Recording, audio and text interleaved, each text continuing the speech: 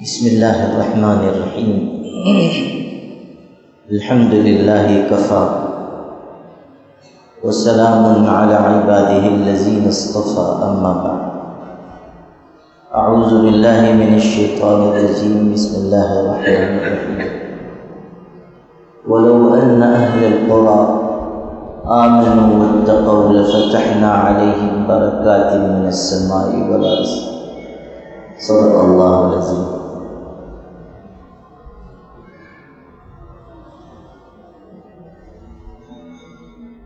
ہر شخص یہ چاہتا ہے کہ اس کی روزی میں برکت ہو اور وہ خوش و خرم زندگانی گزارے۔ آپ کو کوئی شخص ایسا نہیں ملے گا جو یہ چاہتا ہو کہ وہ تنگ دستی میں پریشانی میں رہے۔ اللہ پاک نے قرآن مجید میں جہاں ہماری آخرت کے درست کرنے کے نسخے بتائے ہیں، وہیں دنیا کو خوش و خرم طریقے پر گزارنے کے طریقے بھی سکھائے۔ روزی کی برکت کیسے حاصل ہوگی، انسان کی تجارت میں کیسے اضافہ ہوگا، کس طرح باعزت طریقے پر وہ دنیا میں رہ سکے گا، قرآن یہ بھی سکھاتا ہے۔ یہ جو بات ہم لوگ پڑھتے آئے ہیں کہ حضرت محمد مصطفیٰ صلی اللہ علیہ وسلم نے تجارت فرمائی اور کامیاب تجارت کی، یہ حصہ صرف اس لیے نہیں ہے کہ ہم یہ سن لیں یا پڑھ لیں کہ حضور نے کامیاب تجارت فرمائی اور گزر جائیں، یا یہ کہتے ہیں کہ ہاں تجارت سنت ہے، لیکن یہ سمجھنے کی کوشش نہ کریں کہ حضور صلی اللہ علیہ وسلم نے اگر کامیاب تجارت فرمائی تو آپ نے تجارت کی کامیابی کے کون سے طریقے اختیار کیے، کون سی صفات تھیں جس کی وجہ سے آپ کی تجارت کامیاب رہی۔ ایک بنیادی بات سمجھنے کی ہے، وہ یہ کہ دنیا کے اور انسانوں کو اپنی من پسند تدبیریں اختیار کرنے سے سہولت حاصل ہو سکتی ہے، لیکن مومنوں کو، مسلمانوں کو سوائے اس راستے کے جو اللہ اس کے رسول نے بتایا ہے، دنیا میں کبھی برکت اور سہولت نہیں مل سکتی۔ ہمیں جب کبھی خوشحالی ملے گی اسی راستے سے ملے گی۔ آپ سیرت کی کتابوں میں پڑھیں، نبی کریم صلی اللہ علیہ وسلم کے بارے میں مشرکوں کا یہ کہنا تھا کہ آپ صادق ہیں اور امین ہیں۔ بہت مشہور بات ہے، ہم لوگ بار بار سنتے ہیں۔ مشرکین حضور کے بارے میں یہ کہتے تھے کہ آپ صادق ہیں، امین ہیں۔ جب آپ نے پہلی مرتبہ آواز لگائی تھی، دین کی دعوت دی تھی، تو آپ نے یہ بھی سوال کیا تھا کہ اگر میں یہ کہوں کہ اس پہاڑ کے پیچھے دشمن ہے جو عنقریب تم پر حملہ کرے گا تو کیا تم میری بات مانو گے؟ تو مشرکوں نے، کافروں نے یہ کہا ضرور مانیں گے۔ کیوں؟ ما جربنا علیک الا صدقا، آپ کبھی جھوٹ نہیں بولتے، آپ صادق ہیں، سچے ہیں۔ اور ایک دوسری صفت بیان کرتے تھے کہ آپ امین ہیں۔ امین کہتے ہیں دیانت دار کو، امانت والے کو۔ آپ غور کیجئے کہ یہ صرف دو صفات نہیں ہیں،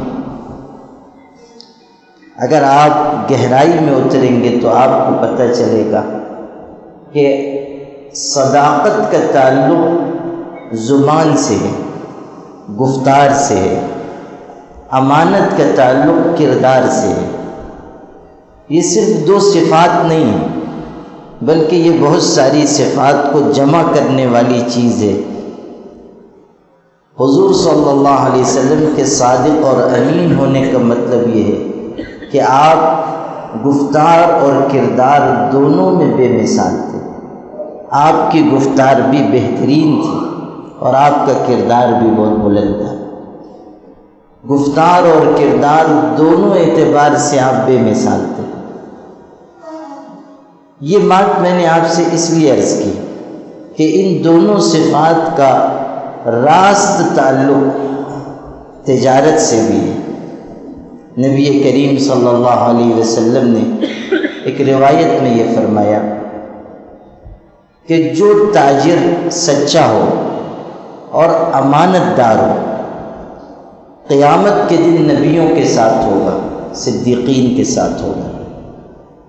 آپ نے یہ نہیں کہا کہ تجارت کرنے والا نبیوں کے ساتھ ہوگا، یہ فرمایا کہ وہ تاجر جو امانت دار ہو اور سچ بولنے والا ہو، یعنی اس کی گفتار بھی اچھی ہو، اس کا کردار بھی بلند ہو، ایسا تاجر نبیوں اور صدیقین کے ساتھ ہوگا۔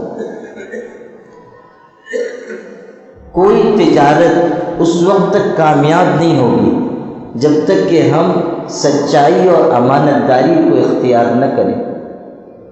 سچ بولنا، وعدے کو پورا کرنا، لوگوں کے ساتھ معاملات کو صاف رکھنا، جو چیز ہم بیچ رہے ہیں اس میں پوری امانت اور دیانت کا خیال رکھنا۔ آج اگر ہم کاروباری مندی دیکھ رہے ہیں، یہ پچھلے کئی برسوں سے اگر ہم اپنے شہر میں کاروباری خسارہ دیکھ رہے ہیں تو ہمیں اپنا جائزہ لینا چاہیے کہ کیا ہم ان اسلامی اصولوں کو اپنا رہے ہیں جو اللہ اس کے رسول نے بتائے ہیں؟ کیا ہم ویسے تجارت کر رہے ہیں جو اللہ اس کے رسول کی پسند ہے؟ کیا ہم سچ بولتے ہیں؟ کیا ہم امانت کے ساتھ کاروبار کرتے ہیں؟ دھوکہ تو نہیں دے رہے ہیں، چوری تو نہیں کر رہے ہیں، خیانت تو نہیں کر رہے ہیں؟ حضرت امام ابو حنیفہ رحمۃ اللہ علیہ بڑی تجارت ان کی تھی۔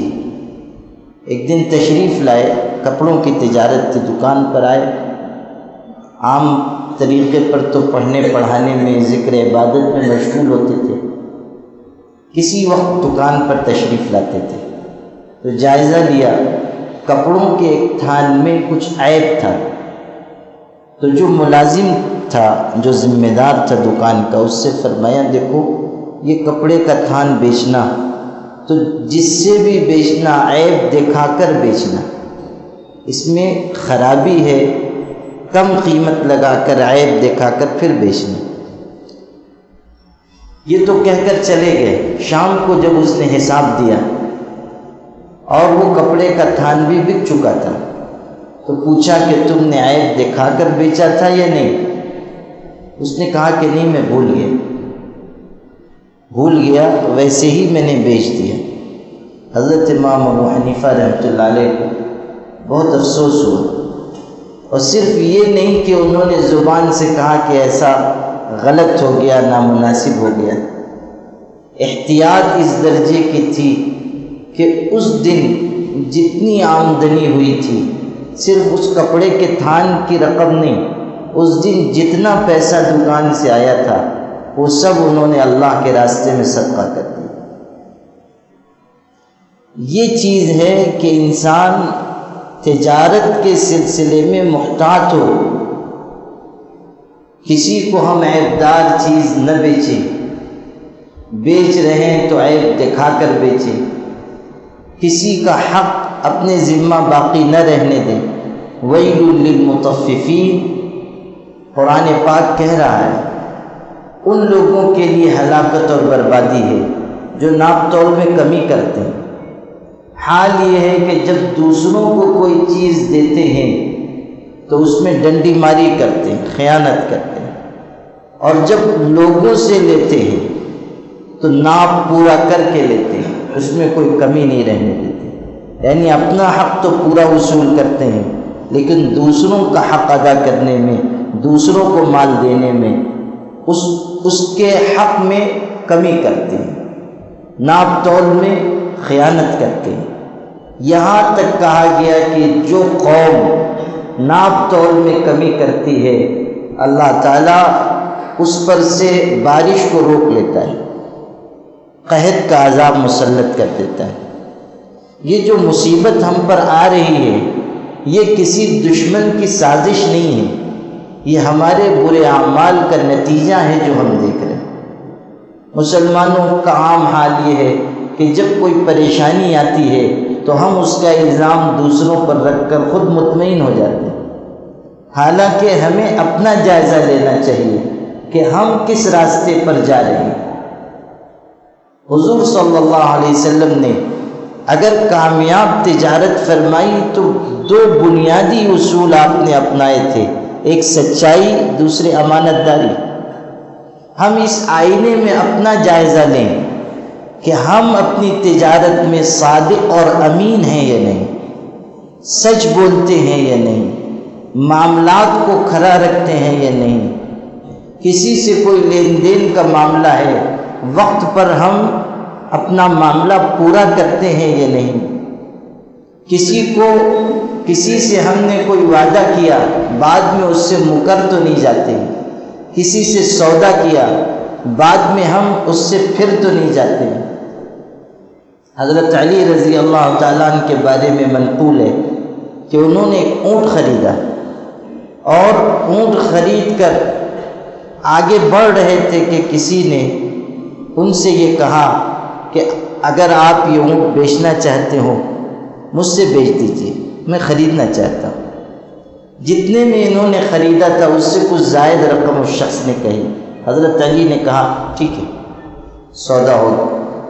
سودا اس طرح ہوا کہ ابھی پیسے کی ادائیگی نہیں ہوئی۔ اس نے کہا کہ زبانی بات ہم نے کر لی ہے، پیسہ ابھی میرے پاس نہیں، آپ کو میں پیسہ بعد میں دوں گا۔ صرف زبانی بات چیت ہوئی۔ حضرت علی نے کہا ٹھیک ہے، جب تم پیسہ دے دو گے اونٹ لے کر چلے جاؤ۔ یہ آگے بڑھے، کوئی اور شخص آیا، اس نے بہت گراں قیمت پر اونٹ لینا چاہا اور جتنے میں انہوں نے اونٹ خریدا تھا اس سے کئی گنا زیادہ قیمت اس نے لگائی کہ مجھ کو آپ یہ اونٹ بیچ دیں۔ حضرت علی رضی اللہ تعالیٰ نے کہا نہیں، اگر تم پہلے کہتے تو میں یہ تم کو ضرور دے دیتا، لیکن تم سے پہلے ایک صاحب نے اس کے سلسلے میں بات کر لی ہے، اگرچہ کہ ابھی سودا نہیں ہوا، یعنی ابھی اس نے رقم نہیں دی، میں نے سامان اس کو نہیں دیا، لیکن چونکہ اس سے بات چیت ہو چکی ہے اس لیے میں مناسب نہیں سمجھتا ہوں کہ تم کو یہ اونٹ بیچ دوں۔ آپ غور کیجیے، یہ معاملات کی صفائی تھی۔ ایک دوسرے صحابی کے بارے میں منقول ہے کہ گھوڑا بیچنے کے لیے بازار میں گئے، ایک صاحب آئے، گھوڑا خریدنے کے لیے گئے، ایک گھوڑا پسند آیا، انہوں نے پوچھا کیا قیمت ہے؟ گھوڑے والے نے کہا اتنی قیمت ہے۔ ان صحابی نے کہا کہ شاید آپ کہیں گاؤں دیہات سے آئے ہیں، آپ کو اندازہ نہیں ہے کہ آپ جو گھوڑا لے کر آئے ہیں یہ بہت قیمتی ہے، آپ جو قیمت بتا رہے ہیں وہ بہت کم ہے، اور بڑھائیے۔ اس شخص نے 20-25 دینار اور بڑھائے، کہا نہیں ابھی بھی بہت کم قیمت ہے، اور بڑھاؤ۔ اس نے اور بڑھایا، یہاں تک کہ آپ کو سن کر حیرت ہوگی کہ جو قیمت اس شخص نے بتائی تھی اس سے تقریباً 300 زیادہ، اس زمانے میں دینار ہوتا تھا سونے کا سکہ، 300 سے زائد رقم بڑھا کر انہوں نے وہ گھوڑا خریدا، اور یہ کہہ کر کہ آپ کو چونکہ اندازہ نہیں ہے آپ اپنا سامان کم قیمت پر بیچ رہے۔ یہ دیانت اور امانت کی بات ہے۔ آپ غور کیجئے، اگر وہ اس قیمت پر وہ چیز خرید لیتے تو شرعاً اس میں کوئی عیب کی بات نہیں تھی، ایک آدمی کا سامان ہے، وہ چاہے جتنی قیمت میں چاہے بیچ دے، لیکن دیانت اور امانت کا تقاضا یہ تھا کہ اس شخص کو بتا دیا جاتا کہ آپ اپنے سامان کے سلسلے میں قیمت صحیح متعین نہیں کرتے۔ صحابہ کرام کو اگر اللہ نے دنیا میں عزت کا یہ مقام عطا کیا، یہ سربلندی عطا کی، اللہ نے اگر ان کو یہ پروانہ عطا کیا کہ اللہ ان سے راضی ہو گیا اور وہ اللہ کے فیصلے سے راضی ہو گئے، تو ایسے ہی نہیں، ان کے اندر صفات تھی، ان کے اندر وہ خوبیاں تھیں جس کی وجہ سے وہ دنیا میں چمکے۔ یہ چیز سیکھنے کی ہے کہ تجارت ہو، دکانداری ہو، وہ صداقت اور امانت کے ساتھ ہو، اور ہم اس کا خیال رکھیں کہ مال کمانے کے سلسلے میں کوئی ایسا راستہ نہ اپنائیں جو اللہ نے ناجائز قرار دیا ہے یا جس کو مکروہ کہا گیا ہے۔ کوئی ایسا طریقہ اختیار نہ کریں کہ جس کی وجہ سے قیامت کے دن ہماری پکڑ ہو۔ بہت سے لوگ ہیں بجلی چوری کر رہے ہیں، بہت سے لوگ ہیں کپڑے کا وزن بڑھانے کے لیے طرح طرح کی تدبیریں کرتے ہیں، بہت سے لوگ ہیں کہ جو دوسروں کے ساتھ کوئی معاملہ کرتے ہیں اور اس کے بعد پھر اس سے پھر جاتے ہیں، زمینیں خریدتے ہیں، رقم نہیں ادا کرتے، دوسروں کی زمینوں پہ قبضہ کر لیتے ہیں، دوسروں کی جائیداد پہ قبضہ کر لیتے ہیں، والد کا انتقال ہو گیا، بہنوں کو وراثت میں حصہ نہیں دیتے ہیں۔ مال کی محبت کی وجہ سے بیسیوں قسم کے گناہ ہیں جو آج ہمارے سماج اور معاشرے میں ہو رہے ہیں۔ اس خیانت کے ساتھ، چوری کے ساتھ، معاملے کی ہیرا پھیری کے ساتھ، زمینوں اور جائیدادوں پہ قبضے کے ساتھ ہم کبھی خوشحال زندگی نہیں گزار سکتے، کاروبار میں نفع نہیں پا سکتے۔ قرآن میں کہا گیا وَلَوْ أَنَّ أَهْلَ الْقُرَىٰ آمَنُوا وَاتَّقَوْا لَفَتَحْنَا عَلَيْهِمْ بَرَكَاتٍ مِّنَ السَّمَاءِ وَالْأَرْضِ۔ اگر بستیوں میں رہنے والے ایمان اور تقوی کے راستے پر چلیں تو ہم آسمان اور زمین کی برکتوں کے دروازے ان کے لیے کھول دیں گے۔ ایمان اور تقوی، تقوی کس کو کہتے ہیں؟ احتیاط، پرہیز، خیال رکھنا کہ کہیں ہم سے خلاف شریعت کوئی عمل نہ ہو جائے، ہم کوئی ایسا کام نہ کر بیٹھیں جو اللہ تعالیٰ کو ناپسند ہو۔ جو کما رہے ہیں اس میں سے حق ادا کریں، غریبوں کا حق، مسکینوں کا حق، رشتہ داروں کا حق۔ والذین فی اموالہم حق معلوم للسائل والمحروم، قرآن کہہ رہا ہے ان کے مال میں حق ہے، غریب کا حق ہے، مسکین کا حق ہے۔ یہ نہیں کہا کہ تم غریب اور مسکین کی مدد کرو گے تو یہ تمہارا حسن سلوک ہے، ارشاد فرمایا کہ تمہارے مال میں حق ہے غریبوں اور مسکینوں کا۔ یہ نہیں کہ تم یہ سمجھو کہ تم کسی پر خرچ کر رہے ہو تو احسان کر رہے ہو، کسی عالم کو، کسی دین کے خادم کو کچھ دے رہے ہو تو یہ تم اس پر احسان کر رہے ہو، نہیں۔ جو لوگ ایسے ہیں کہ مستحق ہیں، غریب ہیں، مسکین ہیں، یا دینی خدمتوں کی وجہ سے گھرے ہوئے ہیں، مال نہیں کما سکتے، اسباب کی طرف نہیں جا سکتے، ان کا معلوم حق ہے تمہارے مال میں، اور تم اس حق کو ادا کرو گے تو اللہ تم کو برکت عطا کرے گا۔ اگر ہم غریبوں اور مسکینوں کو دیں گے، اگر ہم ہاتھ کھلا رکھیں گے تو مال کم نہیں ہوگا۔ حضور نے قسم کھا کر فرمایا ہے حدیث شریف میں، اس ذات کی قسم جس کے قبضے میں محمد کی جان ہے، صدقہ مال کو کم نہیں کرتا ہے۔ قسم کھا کر فرمایا صدقہ مال کو کم نہیں کرتا ہے۔ قرآن کہہ رہا ہے کہ جو چیز تم خرچ کرو گے اللہ اس کا بدل عطا کرے گا۔ بدل کہا، بدلہ نہیں، بدلہ تو آخرت میں ملے گا، بدل الگ چیز ہے، بدلہ الگ چیز ہے۔ بدل کہتے ہیں کسی چیز کا عوض ملنا، آپ نے کوئی چیز دی اور اس کے عوض میں کوئی چیز آپ کو مل جائے، تو قرآن یہ کہہ رہا ہے کہ اگر تم مال خرچ کرو گے تو اللہ اس کا بدل دے گا، یعنی دنیا میں اللہ تعالیٰ تم کو مال دے گا، اسباب عطا کرے گا، کوئی مصیبت آ رہی ہوگی دور کر دے گا، خرچ کرنے کی وجہ سے اللہ تم کو بدل عطا کرے گا، کوئی دوسری تجارت کا دروازہ کھل جائے گا، بے وہم و گمان روزی اللہ دے دے گا۔ اللہ خزانوں کا مالک ہے، اس کے پاس کسی چیز کی کمی نہیں، کس دروازے سے وہ دے گا آپ نہیں جانتے، بدل عطا کرے گا۔ بدلہ تو اللہ آخرت میں دے گا، دنیا میں بدل دے گا۔ جن لوگوں نے تجارت میں اس کا خیال رکھا کہ جو آ رہا ہے اس میں سے ہم غریبوں پر خرچ کریں، اللہ نے ان کی تجارت کو چمکایا۔ آپ دیکھیے، آپ لوگوں میں سے جو لوگ حج عمرہ کے لیے گئے ہوں گے انہوں نے دیکھا ہوگا سعودی عرب میں اور خاص طریقے پر مکہ مکرمہ اور مدینہ منورہ میں البیک کی دکانیں ہیں جہاں مرغی کا گوشت ملتا ہے۔ لوگ قطار لگا لگا کر ایک ایک گھنٹے قطار لگا کر وہاں سے کھانا لیتے ہیں، بلکہ بعض لوگ تو یہ سمجھتے ہیں کہ عمرہ کے لیے گئے، جب تک البیک کا کھانا نہیں کھائیں گے ہمارا عمرہ ہی معتبر نہیں ہوگا، تو وہ بیچارے 2 گھنٹے قطار میں لگ کے کھانا کھاتے ہیں اور وہاں سے مرغی کا گوشت لے کے استعمال کرتے ہیں۔ دسیوں دکانیں ہوں گی لیکن لوگ وہیں جاتے ہیں۔ آپ غور کیجئے کہ اللہ نے جو برکت ان کو عطا کی وہ کس بنیاد پر، یہ آپ کو سنانا تھا۔ وہ شخص تو گزر گئے جنہوں نے یہ دکان شروع کی تھی، اب ان کی آل و اولاد ہے، اولاد کی اولاد ہے۔